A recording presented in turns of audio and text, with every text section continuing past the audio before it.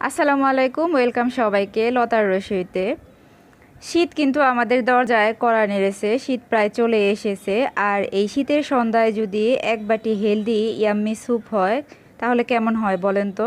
আমার তো মনে হয় সময়টা আরও বেশি সুন্দর এবং এনজয়েবল হয়ে যায়। আর সেই কথায় মাথায় রেখে মাত্র 10 মিনিটে কোনো রকম তেল, ঘি বা বাটার ছাড়াই খুব সুন্দর এবং মজাদার একটা হেলদি স্যুপ কিভাবে তৈরি করা যায় তারই একটা রেসিপি নিয়ে আজকে হাজির হয়েছি আপনাদের সাথে। আশা করছি আজকের রেসিপিটা আপনাদের ভালো লাগবে। তাহলে চলুন দেখে নেই আজকের রেসিপি।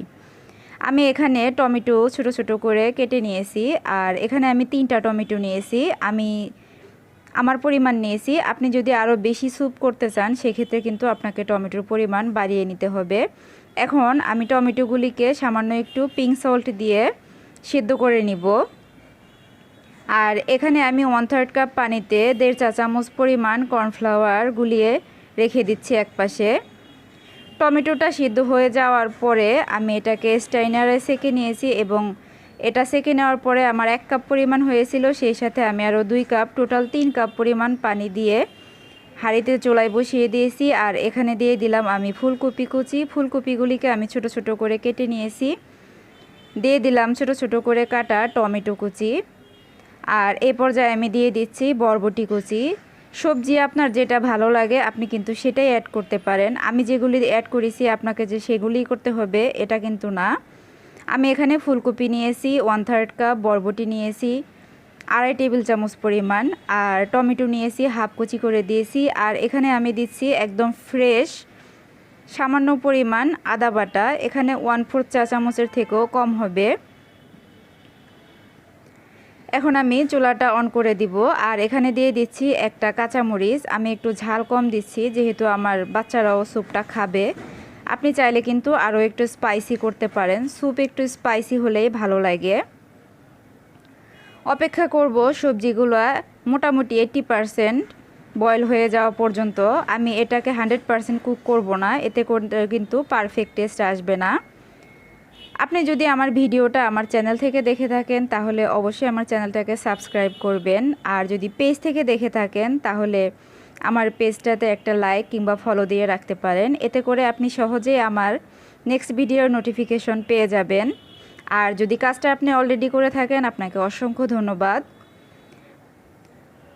তো 5 মিনিট রান্না করার পরে দেখুন সব কিছু কিন্তু সুন্দর মতো বয়েল হয়ে গিয়েছে। আর ফুলকপিগুলো কিন্তু সুন্দর রয়েছে, একদম গলে যায়নি। এভাবেই রাখতে হবে, একদম গলিয়ে ফেলা যাবে না।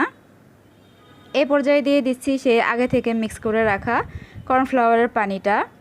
এখানে একটা কথা বলে রাখা ভালো, আপনি একদম হেলদি ওয়েতে যদি করতে চান তাহলে কিন্তু কর্নফ্লাওয়ারটা স্কিপ করবেন, কারণ কর্নফ্লাওয়ারটা শুধুমাত্র স্যুপের থিকনেসটা বাড়াবে, টেস্ট কিন্তু সেমই থাকবে। আর এখানে আমি এখন নিয়েছি ফেটিয়ে রাখা একটা ডিম, একটু একটু করে ডিমটা দিব আর অনবরত নেড়ে চেড়ে নিব।